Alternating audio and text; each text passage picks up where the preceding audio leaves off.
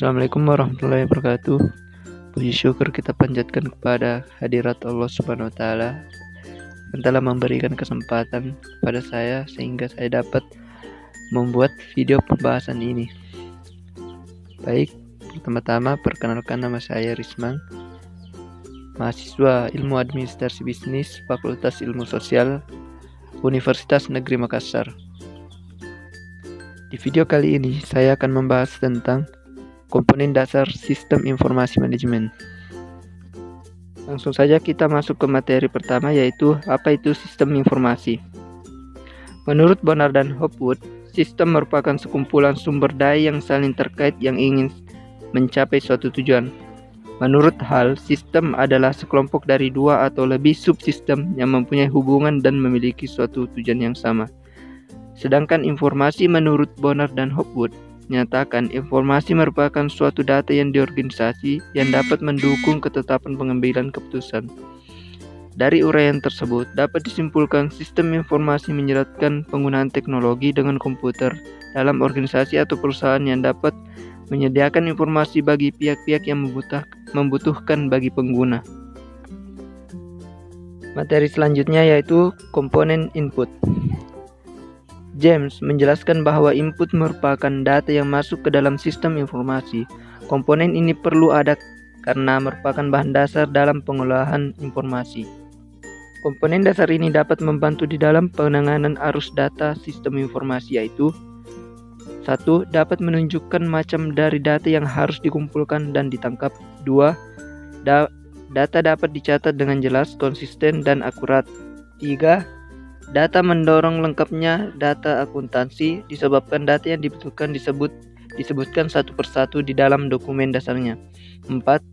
Bertindak sebagai pendistribusi data karena sejumlah tembusan dari formulir tersebut dapat diberikan kepada individu atau departemen yang membutuhkannya. 5. Dokumen dasar dapat membentuk di dalam pembuktian terjadinya suatu transaksi yang sah sehingga sangat berguna untuk pelacakan dan pemeriksaan. 6. Dokumen dasar dapat digunakan sebagai cadangan atau pelindung dari file-file data di komputer. Proses selanjutnya setelah data tercatat di dokumen dasar adalah memasukkan data tersebut ke dalam sistem informasi. Selanjutnya, komponen output.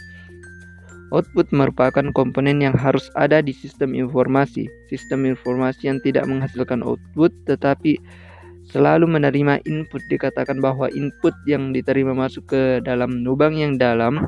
Output dari sistem informasi dibuat dengan menggunakan data yang ada di basis data dan diproses menggunakan model yang tertentu.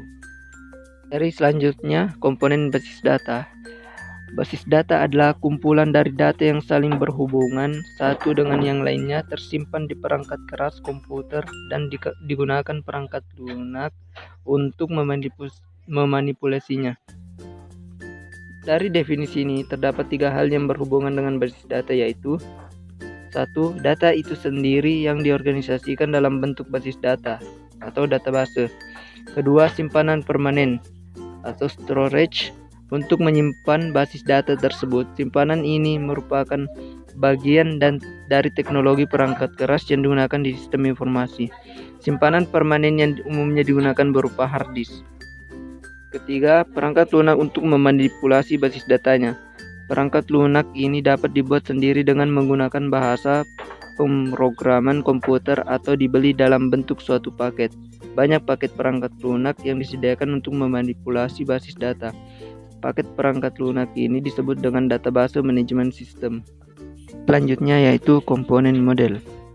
Komponen model terbagi menjadi 2, yaitu model pertama yang digunakan di sistem informasi dapat berupa model logika yang menunjukkan suatu proses perbandingan logika atas model matematika yang menunjukkan proses perhitungan matematika.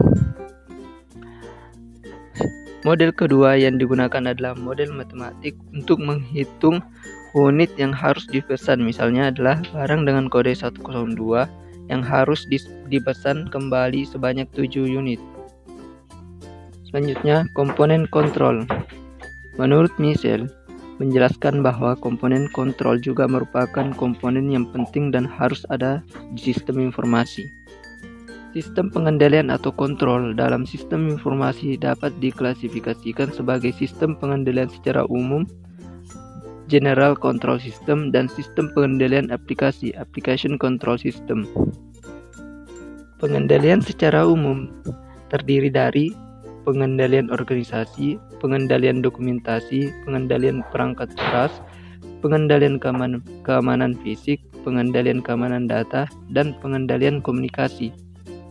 Sedang pengendalian aplikasi dapat diklasifikasikan sebagai berikut. Yang pertama, pengendalian masukan.